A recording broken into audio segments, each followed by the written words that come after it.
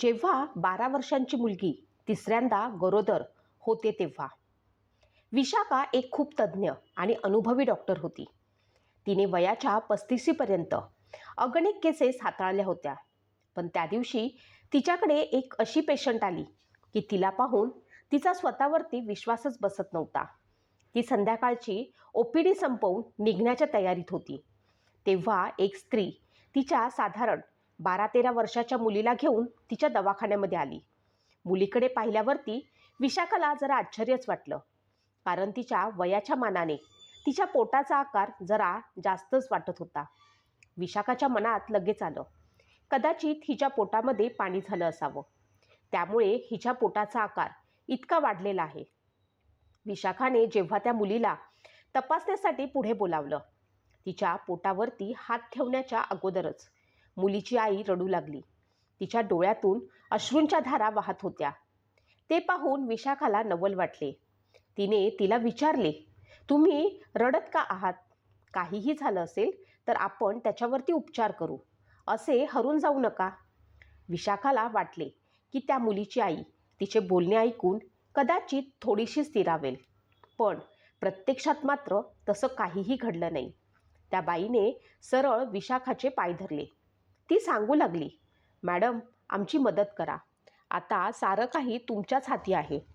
असे बोलल्यावरती मात्र विशाखाला देखील धक्काच बसला, कारण खरं काय आहे हे तिच्या लक्षात आलं होतं.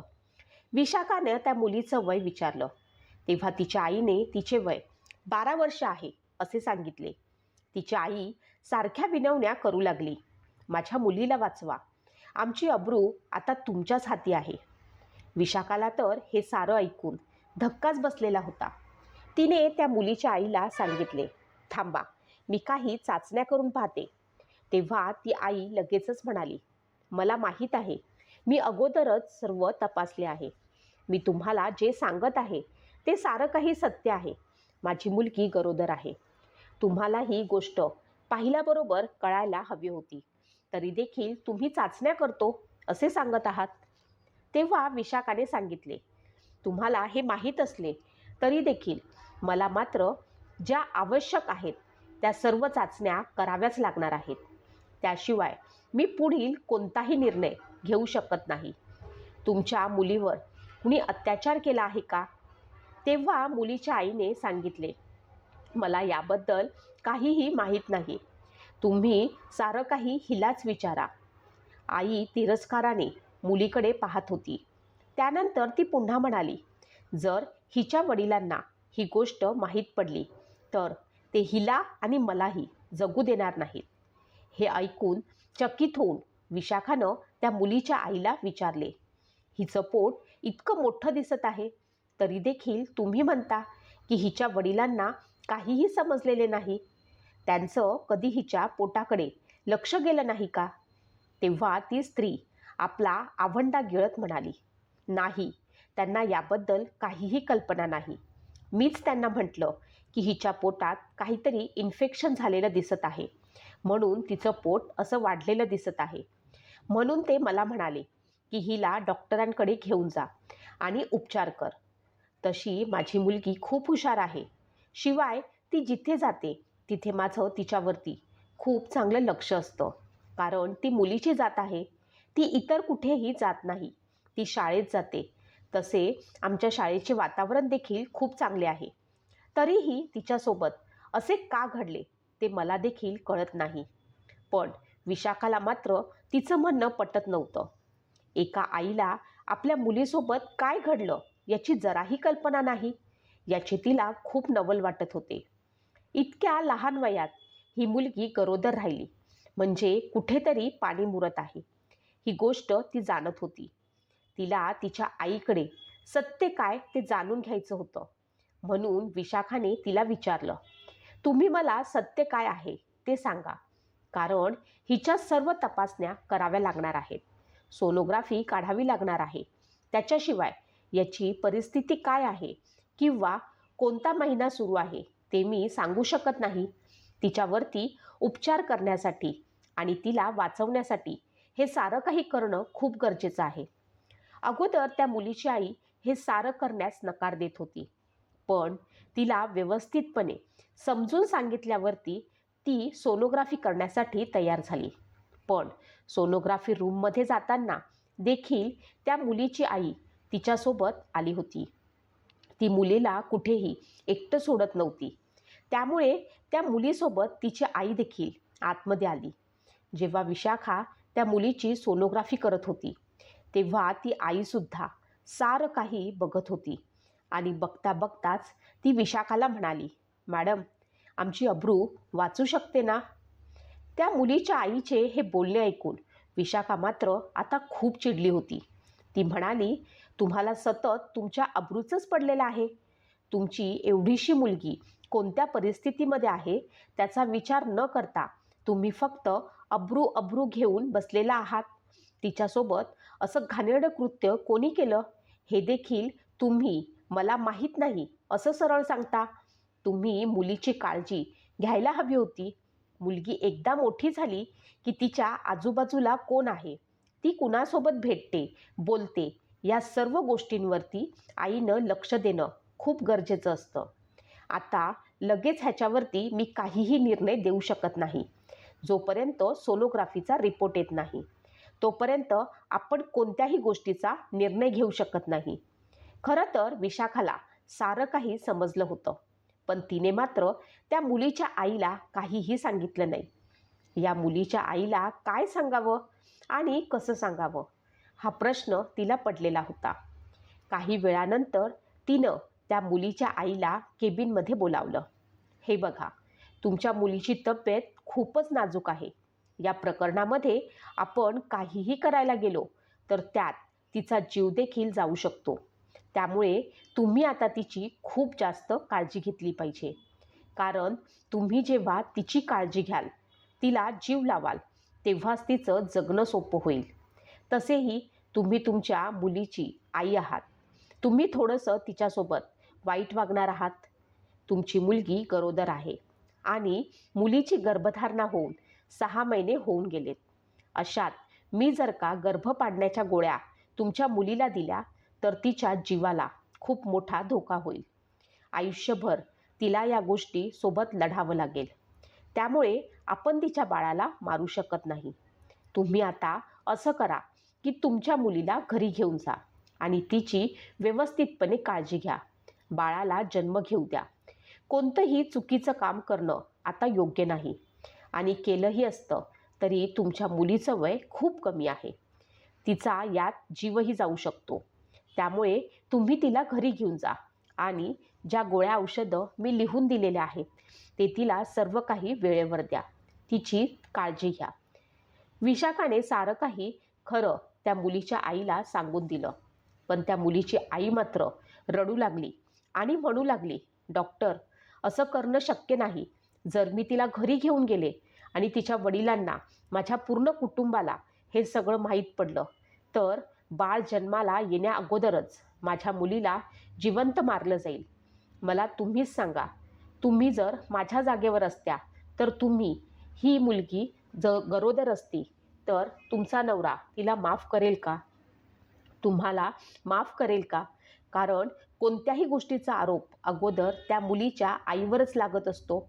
सर्व गोष्टींमध्ये प्रश्न फक्त आईच्या संस्कारावरतीच केले जातात. मला आता काय करावं ते समजत नाही. कारण मी अशा परिस्थितीमध्ये तिला घरी घेऊन जाऊ शकत नाही. मी माझ्या लेकीला माझ्या डोळ्यासमोर मरताना पाहू शकत नाही. कृपा करून तुम्ही मला यावरती काहीतरी उपाय सांगा. नाहीतर माझ्या मुलीला स्वतःचा जीव गमवावा लागेल. त्या मुलीच्या आईच्या मनातलं मुलीबद्दलचं प्रेम बघून विशाखा आश्चर्यचकित झाली. एक आई असं कसं म्हणू शकते? विशाखा मनात विचार करू लागली. तेवढ्यात त्या मुलीची आई म्हणाली, डॉक्टर, काहीही करा, पण माझ्या मुलीवरती उपचार करून तिचा गर्भपात करा.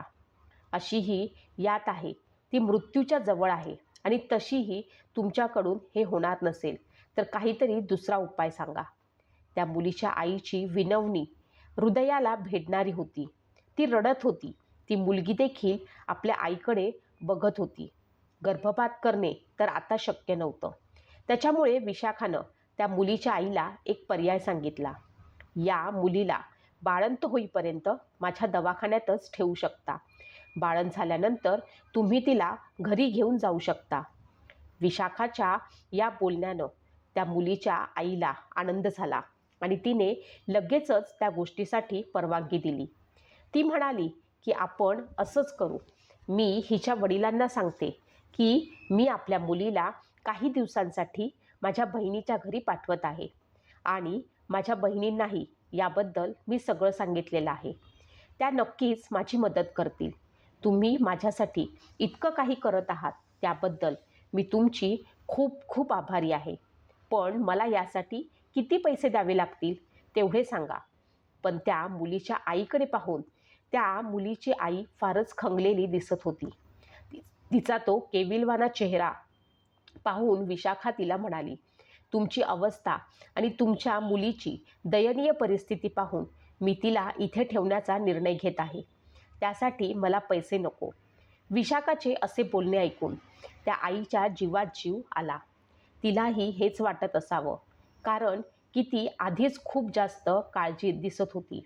ठीक आहे असं म्हणत त्या मुलीची आई तिला दवाखान्यातच सोडून गेली. पण ती मुलगी मात्र खूपच भेदरलेली दिसत होती. आपली आई देखील आपल्याला सोडून गेली, त्यामुळे ती निराश झालेली होती.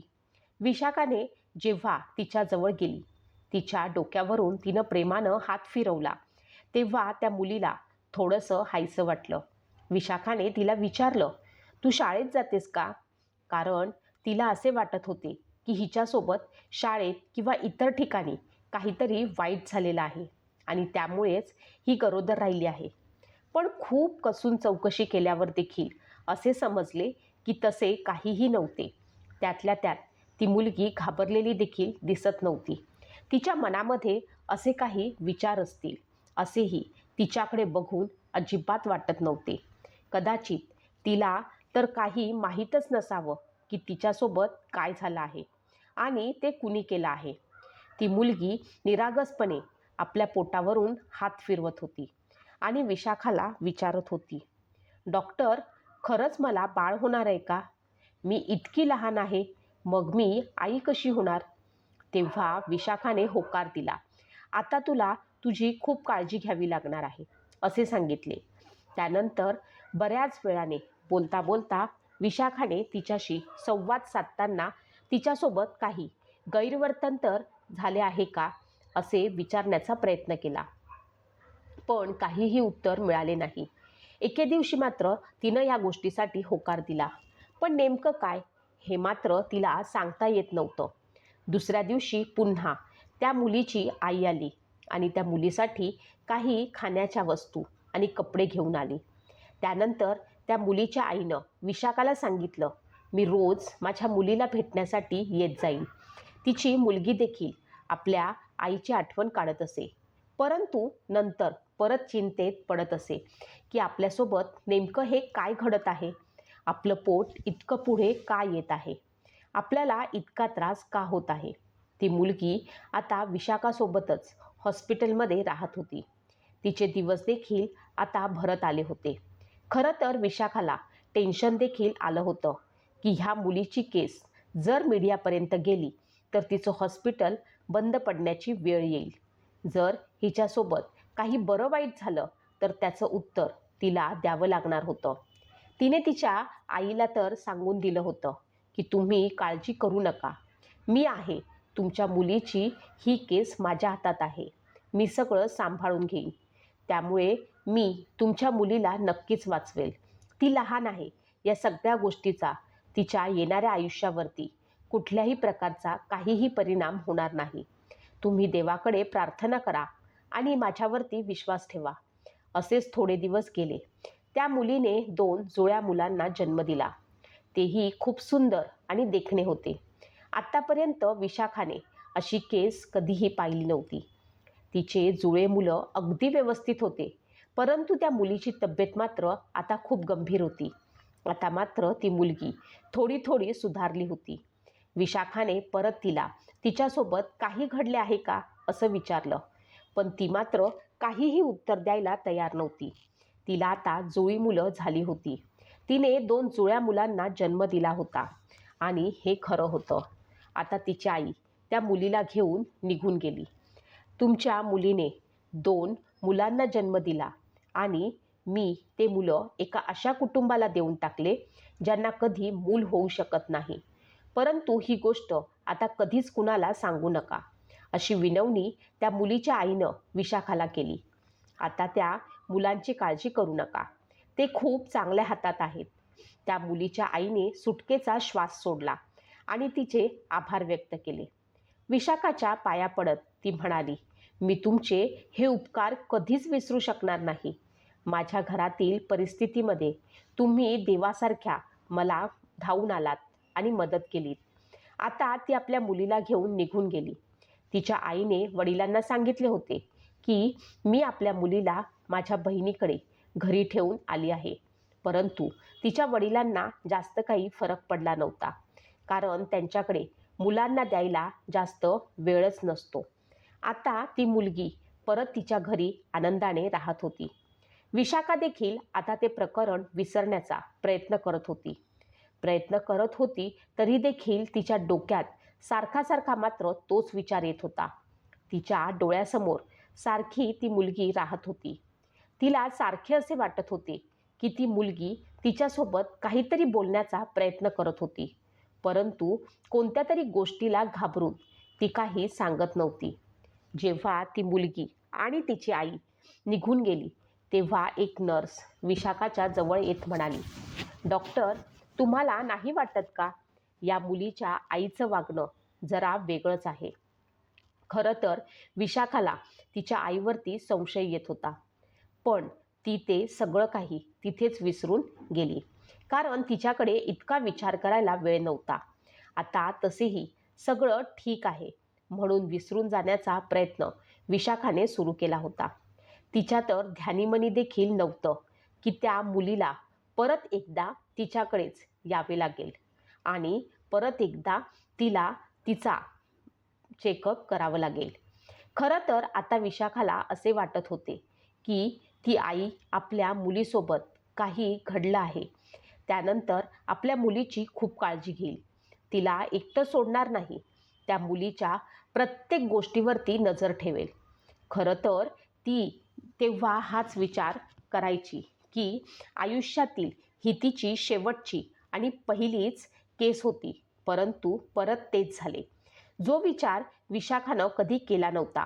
फक्त 7-8 महिनेच होऊन गेले होते तेव्हाच ती मुलगी परत एकदा विशाखाच्या हॉस्पिटलमध्ये हजर झाली. याही वेळी तिची आई तिच्यासोबतच होती आणि त्या मुलीनं एक मोठी ओढणी आपल्या डोक्याभोवती छातीभोवती गुंडाळलेली होती. आता त्या मुलीला थोडीशी छाती देखील दिसायला लागली होती. अंगाचा घोळ देखील तिचा वाढला होता. तिच्याकडे बघून नक्कीच वाटत होतं की तिच्या आयुष्यात कोणीतरी आहे.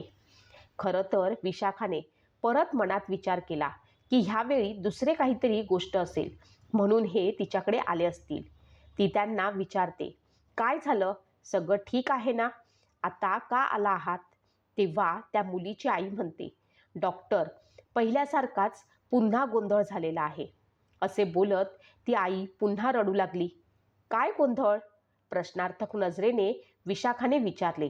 माझी मुलगी पुन्हा गरोदर असल्यासारखे वाटत आहे.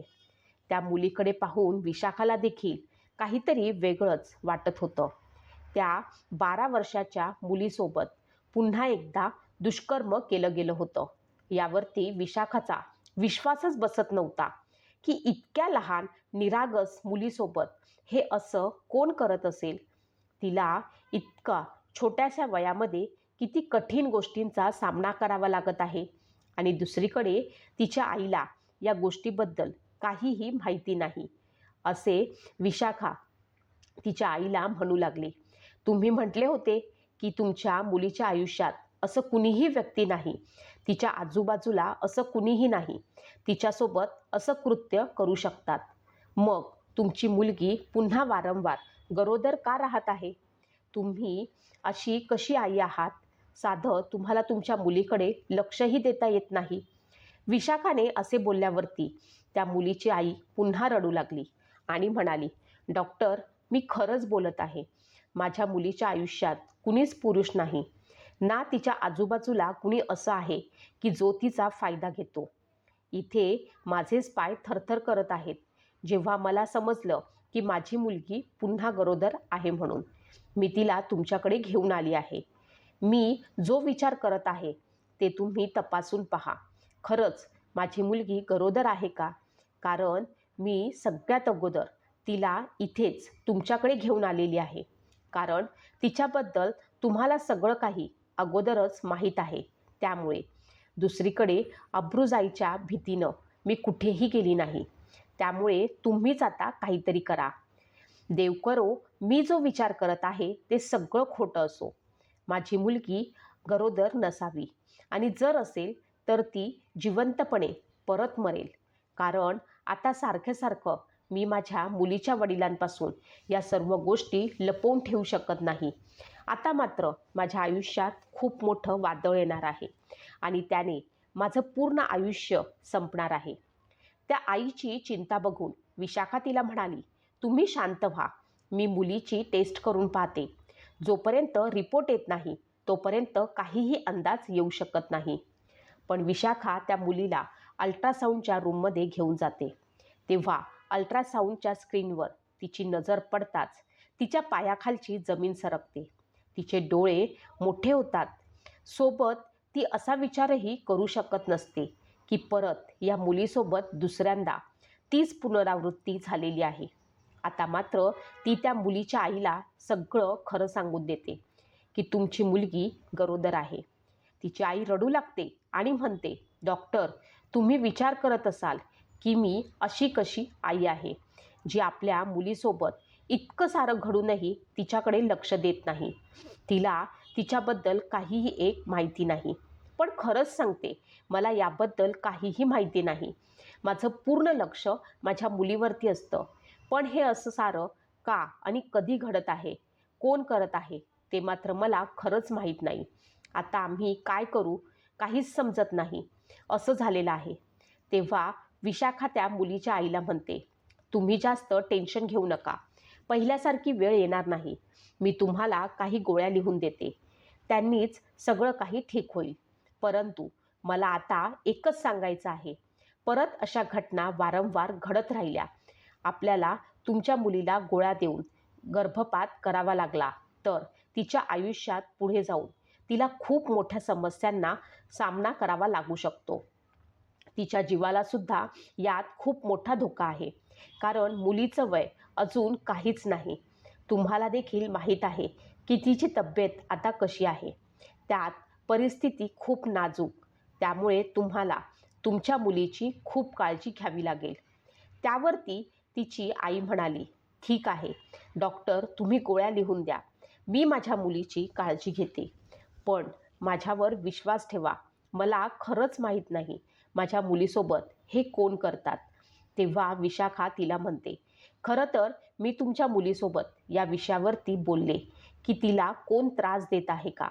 पण तुमची मुलगी मला म्हणाली की तिच्या आयुष्यात असं कुणीही व्यक्ती नाही जो तिला त्रास देतो. सगळे तिच्यासोबत प्रेमाने वागतात. पण जे काही होत आहे ते अचानकच होत आहे. माझ्यासोबत असं कसं होतं मला माहीत नाही. आता ती घटना होऊन 2-3 महिने झाले असतील. परत एकदा तीच गोष्ट घडते. परत एकदा ती स्त्री तिच्या मुलीला घेऊन विशाखाच्या हॉस्पिटलमध्ये येते.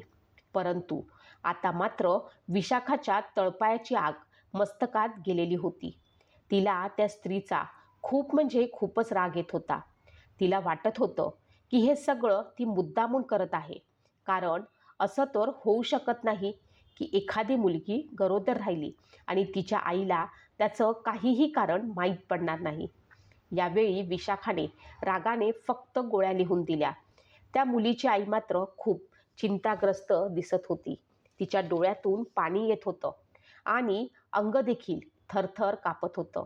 ती म्हणाली, आता मी कुठे जायचं? पुन्हा परतही माझ्या मुलीवरती असे प्रसंग ओढवून आले तर मी काय करायचं? इथून पुढे आज मला तिची कीव आली नाही. विशाखानं त्या स्त्रीला सांगितलं, तुम्ही दिसता तितक्या साध्या नाही.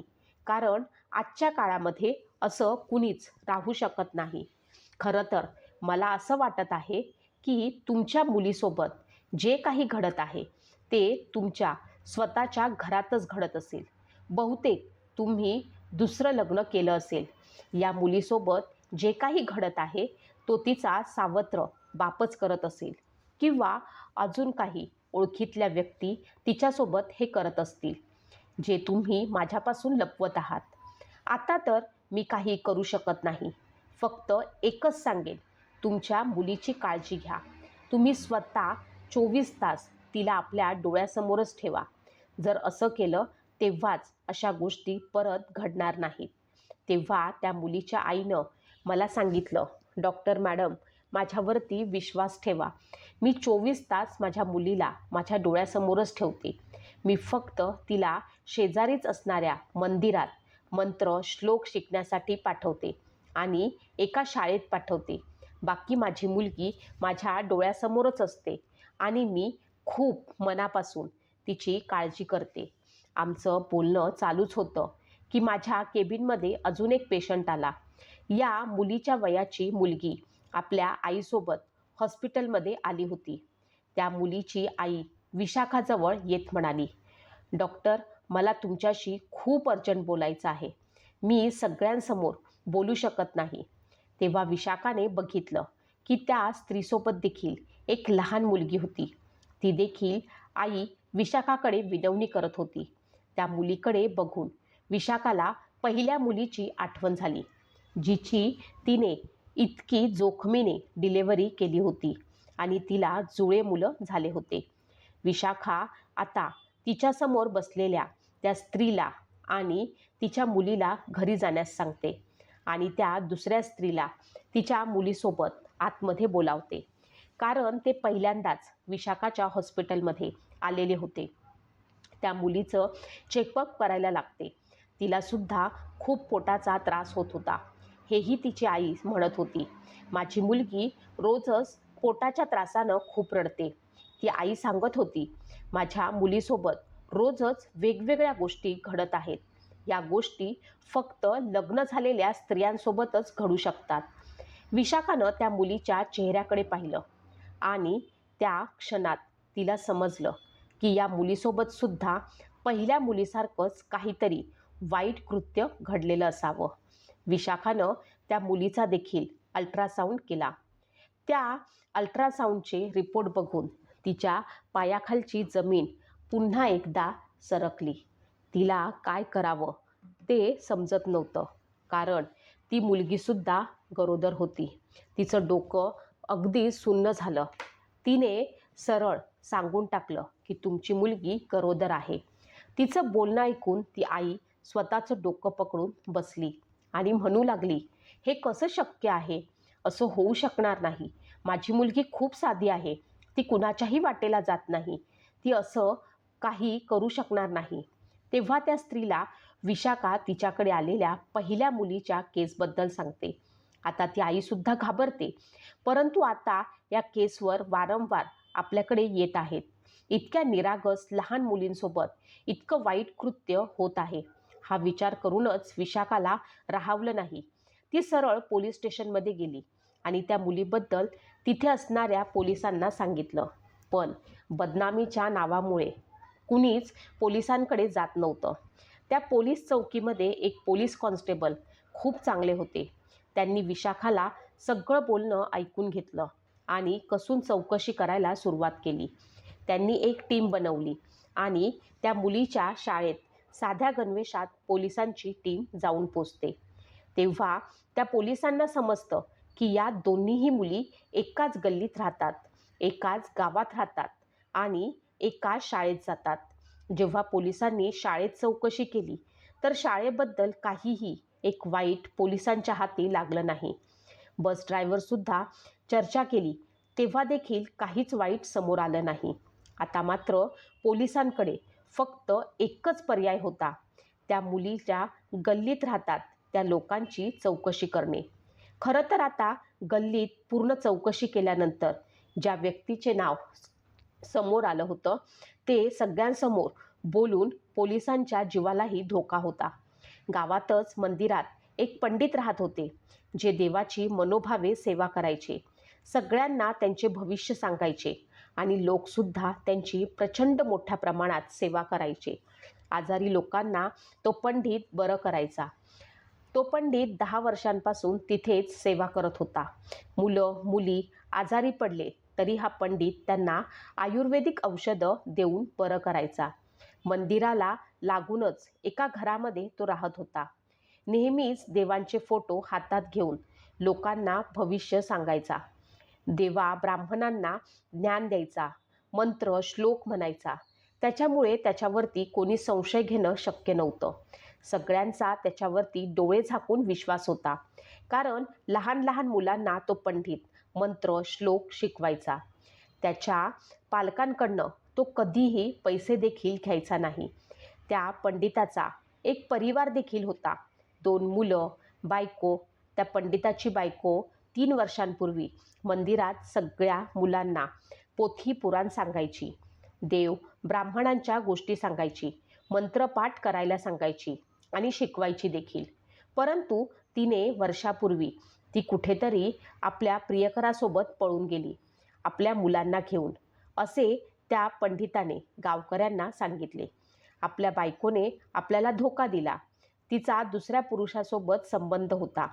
त्याच पुरुषासोबत त्याची बायको रात्रीची पळून गेली, असा आरोप त्या पंडिताने आपल्या बायकोवरती लावला होता. मग काय, पंडिताची सगळ्यांनाच कीव यायला लागली. परंतु गावातील स्त्रिया त्या पंडिताला जेवण द्यायच्या. सगळेच त्याच्या पुढे पुढे करायचे. आपले मुलं मुली त्या पंडितामुळे संस्कार घेऊन पुढे जात आहेत असे सगळ्यांना वाटायचे. आणि पंडिताची बायको ज्या मुलींना शिकवायची त्यांना देखील आता शिकवायला सुरुवात याच पंडिताने केली होती. हा पंडित त्या मुलींना जेव्हा शिकवायचा तेव्हा त्यांना खाण्यासाठी प्रसाद द्यायचा. त्यात त्याला काहीतरी नशिले पदार्थ मिळवलेले असायचे. त्या मुली तो प्रसाद खाऊन बेशुद्ध पडायच्या आणि हा पंडित त्याच्यासोबत असले घाणेरडे कृत्य करायचा. याबद्दल बाहेर कुणाला काहीही माहीत नव्हतं. जी मुलगी त्याला आवडली तिच्यासोबत तो असले प्रकार करायचा. अशा कित्येक मुलींसोबत त्याने हेच केलं होतं. मोठ्या मुलींसोबत तो असे करत नव्हता. 10 ते 11, 12 वर्षांच्या मुलींसोबत तो बेशुद्ध अवस्थेत असं करत होता, कारण त्या गरोदर होणार नाहीत, आपल्यावर काहीही आरोप लागणार नाही असे त्याला वाटत होते. परंतु आता 11-12 वर्षांच्या मुली देखील वयात यायला सुरू होतात. त्यामुळे या मुली देखील गर्भवती राहिल्या. पोलिसांनी पंडिताच्या घरचे पूर्ण तपासणी केली असता तेव्हा त्या घरामध्ये त्यांना खूप नशेच्या गोष्टी मिळाल्या. आता मात्र पोलिसांनी लगेचच त्या पंडितांना अटक केली आणि तुरुंगात नेले. पोलिसी खाक्या पोलिसांनी त्याला दाखवायला आणि त्या पंडितांना आपल्या तोंडाने खरं सांगितलं आणि कबूलही केलं. आजपर्यंत अनेक लहान मुलींवरती असे मिठाईत घालून त्याने अत्याचार केले होते. त्या लहान मुलींना तर याबद्दल काहीही माहीतही नव्हतं. त्यांच्यासोबत काय घडत आहे, त्यांची आई वडील ज्या माणसाला देव समजत होते, ज्या माणसाची पूजा करत होते, तोच माणूस एक राक्षस निघाला होता. या देखील मुलींच्या आईला त्या पंडितावरती कधीच संशय व्यक्त केला नव्हता, म्हणून त्या मुलींसोबत तो असे वारंवार करत होता. नंतर तरीही गोष्ट समोर आली की त्या पंडिताची बायको खूप चांगली स्त्री होती. आपला नवरा काय करतोय हे जेव्हा तिच्या लक्षात आलं तेव्हा तिने त्याच्यावरती आवाज उठवला. तेव्हा त्या पंडितानं चिडून तिला मारहाण केली आणि घराच्या बाहेर रागानं काढून दिलं. तिचा आवाज बंद केला. खरं तर ही गोष्ट खूप जास्त शिकवून जाणारी आहे. कधीही कुणावरही विश्वास ठेवू नका. कुणीही कितीही जवळचं असलं तरी त्यांच्याकडे आपली मुलं मुली एकटे ठेवू नका. कुणाच्या मनात कधी राक्षसी प्रवृत्ती निर्माण होईल आणि तो काय करेल हे कधीच सांगता येत नाही. भविष्यात काहीतरी वाईट होईल याची वाट पाहू नका. आता आपली मुलं आपल्या हातात आहेत, त्यांना जपा. त्यांना कधीच एकटं सोडू नका. आत्ताच्या या कलियुगामध्ये फक्त मुलींसाठीच हे जग सोपं नाही, तर मुलांसाठी देखील अशीच अवस्था आहे. त्याच्यामुळे आपल्या वयात आलेल्या मुलामुलींना कधीही कुणाच्या घरी एकटं राहू देऊ नका. कधीच कुणावरती विश्वास ठेवून स्वतःवरती नंतर पश्चातापाची वेळ आणू नका. अशाच नवनवीन सत्य घटना ऐकण्यासाठी तुम्ही माझ्या चॅनलला लाईक, सबस्क्राईब आणि शेअर करायला विसरू नका. धन्यवाद.